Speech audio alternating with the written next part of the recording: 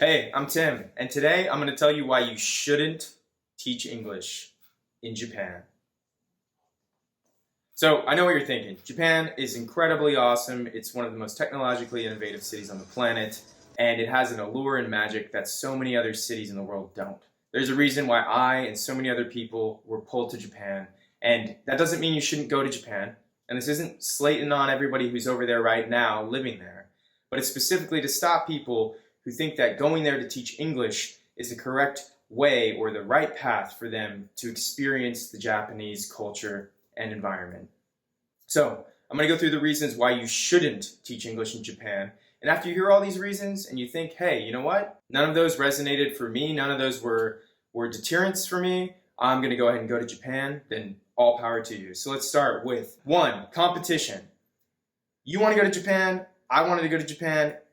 Almost all your friends probably want to go to Japan. I get it. It's an alluring country and it makes sense why you want to get there. The problem with that is because everyone else is trying to go there, there's a limited number of jobs. So what happens? There's a lot of competition.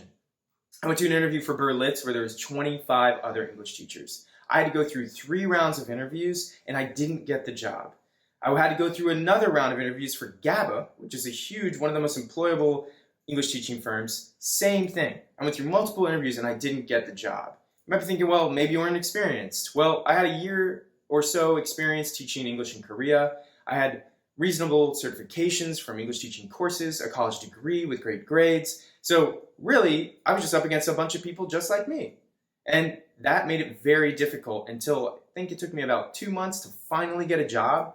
And I ended up getting one at a very small school and was very lucky in that there weren't many applicants and I found it on an offhand site.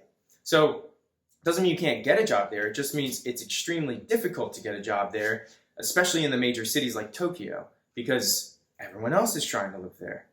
What that means is you're less likely to succeed in even getting a job, but when you do get a job, it's not all roses and butterflies because then we end up with problem. Number 2, you finally get the English teaching job. Everything's fixed. Life is solved. You're in Japan. The problem now is pay. You don't get paid well. You get paid about $2,500 a month, sometimes as low as $2,000 a month, in one of the most expensive cities in the world. So, yes, it might meet your living expenses, and you are in Japan, so it kind of feels like it evens out, but that's not much money. You're not going to have much cash to go enjoy the country and go travel to different locations and kind of embrace Japanese culture to its fullest extent because you can barely afford a few beers after your shift. So that's not the best way to experience a culture when you can barely afford your bills. And that leads me to point number 3 is you might think that's just starting pay, and sadly, it's the static pay. There's almost no upward mobility for English teachers in Japan.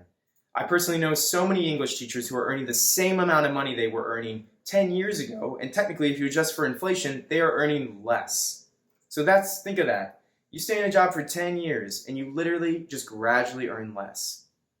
It's not exactly a fun experience for that to happen to you or to anyone, but that's just the reality of the equation there, is there are so much competition just to get those bottom jobs, even more competition to get the middle management jobs, let alone start your own English school, which really pulls into another issue, which is the language barrier. You're an English teacher. You don't need Japanese to speak English. So if you've been learning Japanese your whole life, then it might make sense to go over here and teach English because you might have more upward mobility in the English teaching field. Maybe you could open up a school of your own if you speak fluent Japanese as an American or from the UK or a Western country, But if you don't speak the language, you're not going to be able to get those upper level positions where you are running your own school. You're going to forever be stuck as just an English teacher. Maybe you could manage a group of English teachers, but that's about the highest extent it goes, and I believe those positions pay around $4,000 a month, tops. Well, I'll just get a different job. Once I get over there, I'm secure, I'm happy, I have some money coming in, I have some social networking connections, I'll just switch career fields. That ain't gonna happen.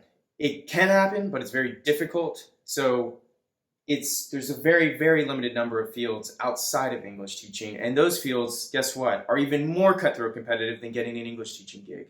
I was lucky enough to get one of those coveted jobs. I went through 125 applicants and went through 4 rounds of interviews to become one of 2 people selected for this job, and guess what my pay was? $2,500 a month. It was the same as English teaching. So I made it out of the field and saw upward mobility, but I was back to where I was as an English teacher. So I could have progressed there, I could have stayed there for other reasons outside the scope of this video. I'll explain why that wasn't a good idea for me, or probably for you. Finally, the most important one is one of the most counterintuitive, and that is comfort. You're going to start enjoying yourself in Japan. Japan's a great country. Tokyo is an amazing city.